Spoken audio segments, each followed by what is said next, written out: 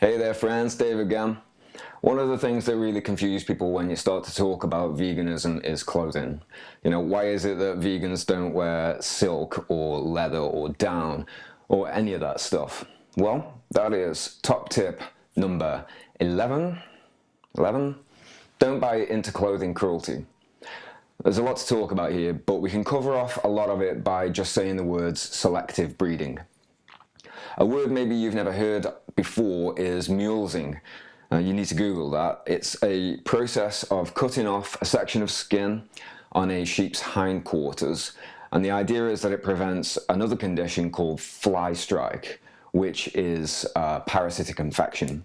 Now on the surface that might seem like a sort of cruel to be kind kind of situation, but the truth is the only reason sheep are susceptible to that is because they've been selectively bred to have more wrinkled skin than they would do naturally.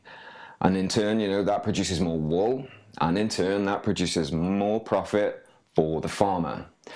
And it's a similar story for cows. In the past, leather was largely a byproduct, still a part of the meat industry, obviously, but breeds have been selectively bred to have more profitable skin. And one particularly disgusting kind of that is slink leather. Now, slink leather comes from the skin of unborn calves. It's very soft because of that. About 150,000 cows, pregnant cows, are killed every year in the UK alone to produce that leather.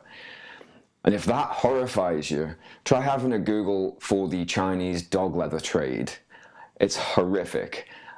It makes its way into the UK all the time, really, because of things like cheap leather gloves, those kind of items.